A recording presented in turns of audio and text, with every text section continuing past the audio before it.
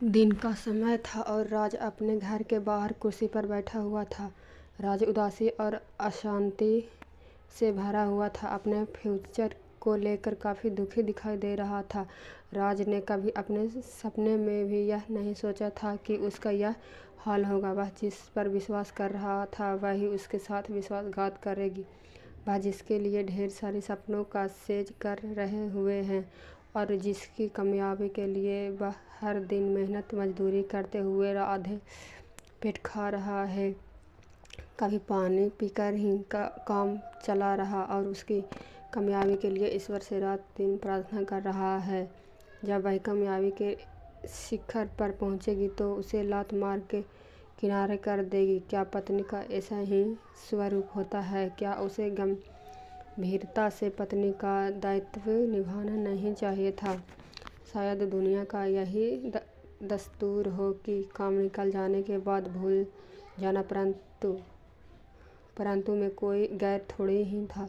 मैं ही तो अपना ही उसका लवर और हमसफ़र, लाइव पार्टनर, सब कुछ मैं ही तो था। और मुझसे गद्दारी, मुझसे बेवफाई, यह तो बड़ा ही असहनीय और निंदनीय है।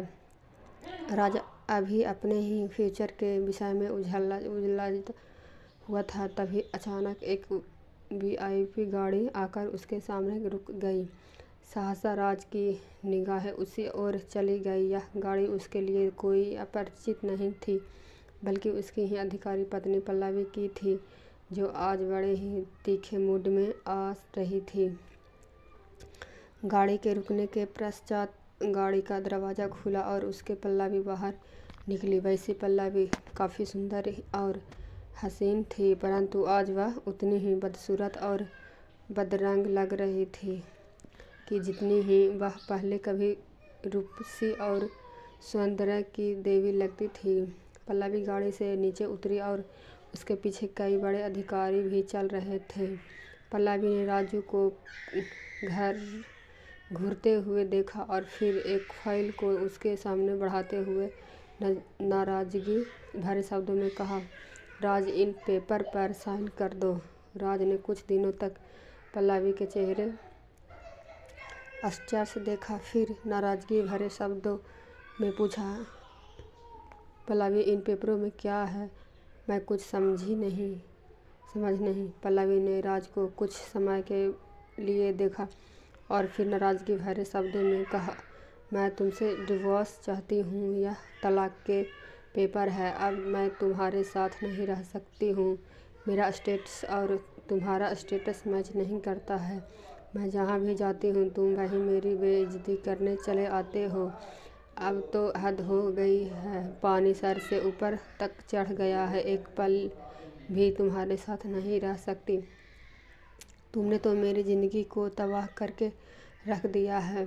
अब तुम्हारे साथ एक कदम भी नहीं चल सकती। राज ने नाराज़गी से पल्लवी के चेहरे को देखा और झल्लाते हुए कहा, मैं इस पर साइन नहीं करूँगा। मुझे तुमसे तलाक नहीं चाहिए। मैं तुझको ऐसे ही उलझाए रखूँगा। बेवफा पत्नी, तुझे मैं बिना सबक सिखाए चैन से नहीं बैठूँगा। मैंने तुझे अपना समझकर क्या से क्या नहीं किया। मैंने अपना समझ कुछ बेचकर तुझे पढ़ाया लिखाया और इस काबिल बनाया कि आज समाज के एक उदाहरण बन सके। मेरी तपस्या और त्याग से तू लोगों के सामने उदाहरण बन सके, परंतु अफसोस महसूस कि तूने उसका नाजायज़ फ़ायदा उठा। जिस थाली खाया उसी में छेद किया। अब लोगों के सामने मैसेज किया जाएगा। लोग तो यही समझेंगे कि बेटी को पढ़ाओ और पत्नी को मत पढ़ाओ। सारी पत्नियां पर लोग शक करने लगेंगे। लोग उन्हें पढ़ने लिखने की बजाय घर पर चूल्हा चौकी बर्तन कराएंगे। मैं अपने ही समाज की दुश्मन निकली। तूने न जाने कितनी महिलाओं का करियर ही चौपट कर दिया। तुझे देखते ही जी में ही आता है कि मैं तेरी गर्दन दबा दूं। राज कुछ रुक और फिर उसने आगे कहना प्रारंभ किया, अरे बेवफा, तूने यह भी नहीं सोचा कि जिसने तुझे पढ़ाया लिखाया और आज उच्च पद पर बैठा, उसी को तू लात मार कर बाहर निकाली रही है।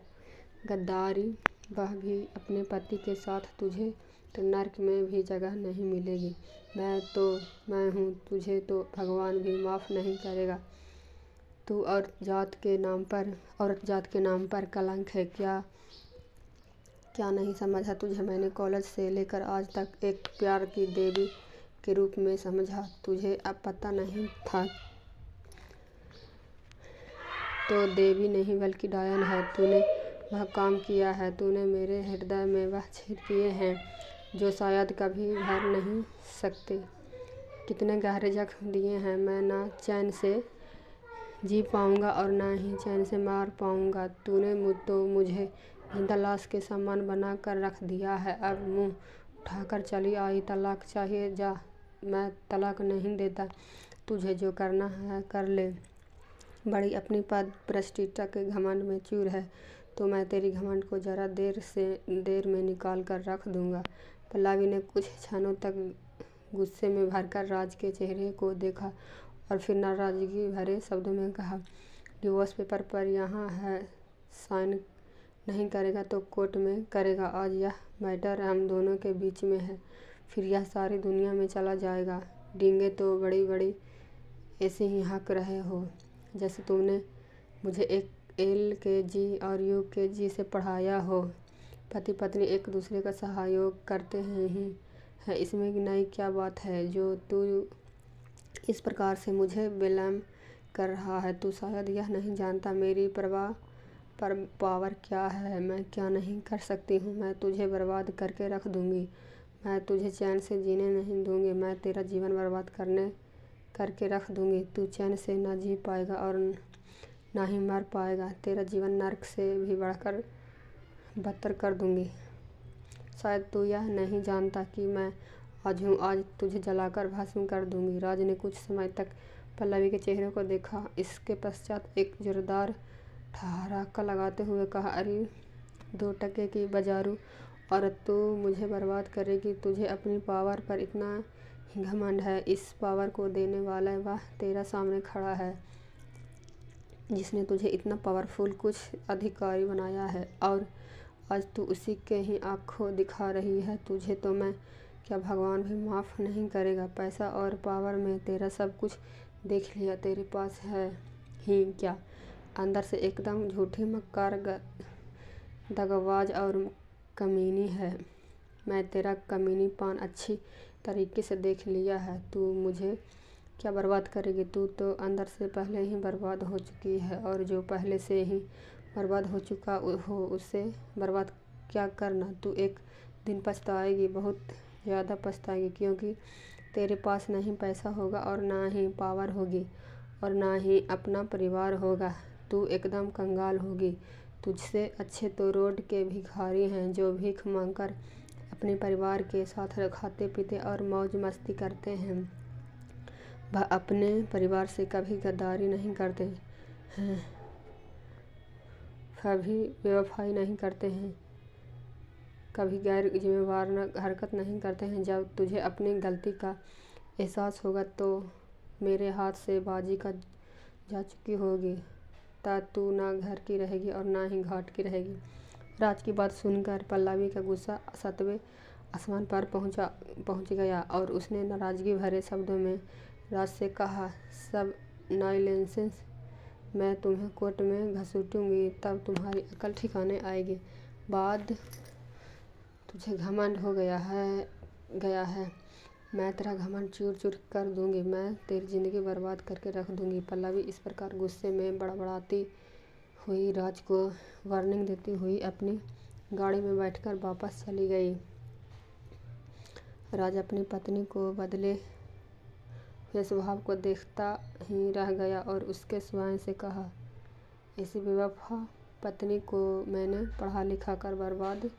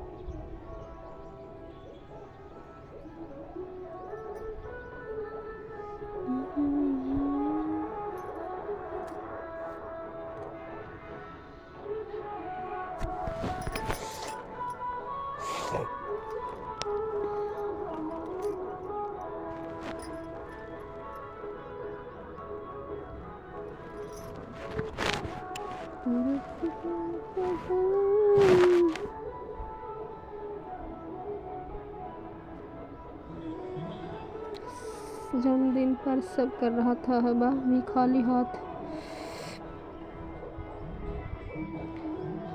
वह भी खाली हाथ।